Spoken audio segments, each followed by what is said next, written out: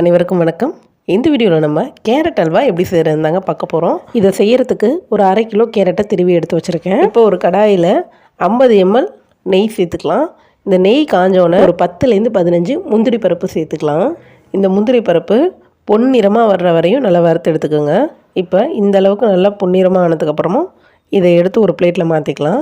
இந்த நெய்லேயே நம்ம திருக்கி வச்சுருந்த கேரட்டை சேர்த்துக்குவோம்.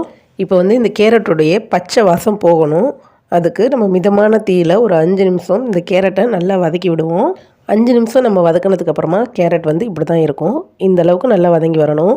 இப்போ நம்ம ஒரு 1/2 கிலோ கேரட்டுக்கு 3/4 லிட்டர் அளவுக்கு நம்ம பால் சேர்த்துக்கணும்.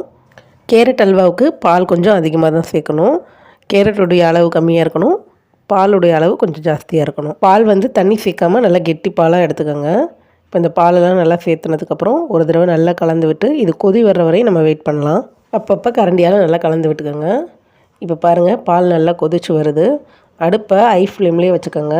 இந்த கேரட் இந்த பால்லே வேகணும். அப்போ தான் கேரட் அல்வா நல்லா சுவையாக இருக்கும். இப்போ இந்த அளவுக்கு ஒரு 5 நிமிஷம் நல்லா கொதி வந்ததுக்கப்புறமா ஒரு 2 ஏலக்காவை நல்லா நசுக்கிட்டு இதில் சேர்த்துக்கலாம். பால் நல்லா கொதிச்சு வரும்போது அந்த ஓரங்களில் இருக்கிற அந்த ஆடையெல்லாம் அப்பப்போ கரண்டியால் நல்லா எடுத்து விட்டுக்கோங்க.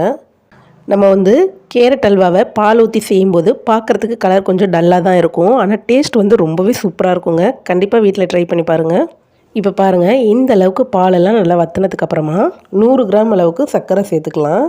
1/2 கிலோ கேரட்டுக்கு நான் 100 கிராம் அளவுக்கு சர்க்கரை சேர்த்துருக்கேன்.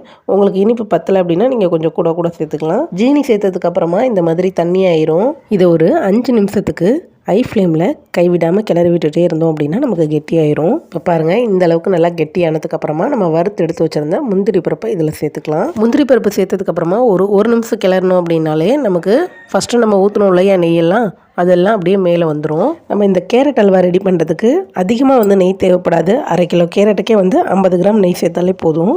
இப்போ பாருங்கள், கடாயில் ஒட்டாமல் சுற்றி வருது பாருங்கள். இதுதான் பதம். இப்போ அடுப்பை ஆஃப் பண்ணிடலாம். அவ்வளோதாங்க. நம்ம கல்யாண வீடுகளில் சாப்பிடக்கூடிய கேரட் அல்வா வீட்டிலேயே எப்படி சுலபமாக செய்கிறது அப்படின்ட்டு இந்த வீடியோவில் நம்ம பார்த்தாச்சு. இந்த வீடியோ உங்களுக்கு பிடிச்சிருந்துச்சு அப்படின்னா மறக்காமல் நம்ம சேனலை சப்ஸ்கிரைப் பண்ணிக்கோங்க.